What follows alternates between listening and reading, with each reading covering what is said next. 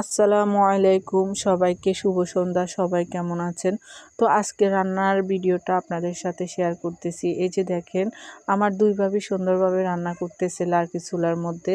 আর আমার ভাবিরা কিন্তু সকালবেলা নাস্তা বানানোর পরে কিন্তু দুপুরে রান্নাটা বসিয়ে দেয়। যেহেতু লার্কি চুলা, বারবার আগুন ধরাতেও কিন্তু ঝামেলা আছে।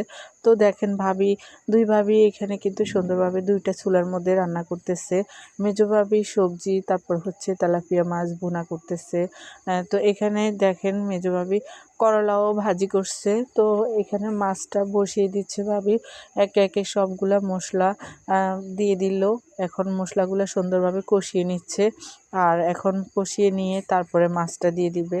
আর এখানে আমার সেজোভাবে কিন্তু ঘরের দেশি মুরগি, মানে নিজের পালা মুরগি জবাই করছে, আর সেটাই কিন্তু রান্না করতেছে। আর একটা ডিম, দেশি মুরগির মানে ডিমটা পারছিল, তো সেটা কিন্তু সুন্দরভাবে ধুয়ে সিদ্ধ বসিয়ে দিয়েছে মাংসের সাথে।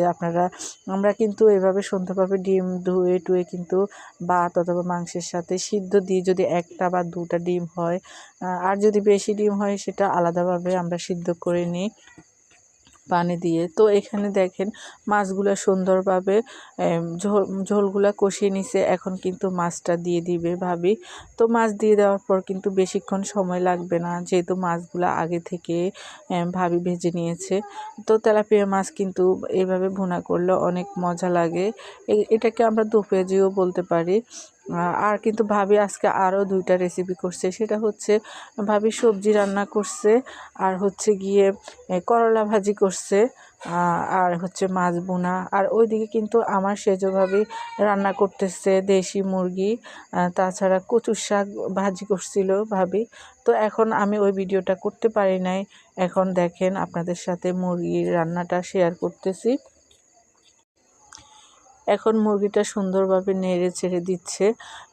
এভাবে কিন্তু দেশি মুরগির পাতলা ঝোল কিন্তু খেতে অনেক মজা। আর সামান্য পরিমাণে আলু দিয়েছে। আসলে আলুর টেস্ট কিন্তু অনেক ভালো আসে এভাবে মুরগির গোশ, যে কোনো গোশের সাথে কিন্তু আলুটা ভালো লাগে খেতে। দেখতে পাচ্ছেন লার্কি চুলায় কত সুন্দরভাবে রান্নাটা হচ্ছে। তো আমি কিন্তু আগে, যখন আমার বিয়ের আগে সব সময় বাড়িতে ছিলাম, তখন এভাবে সবসময় লার্কি চুলায় রান্না হতো আমাদের, এখনও হয়। আসলে এখন তো সরকার গ্যাসই বন্ধ করে দিয়েছে, কোথাও গ্যাস সাপ্লাই দিচ্ছে না।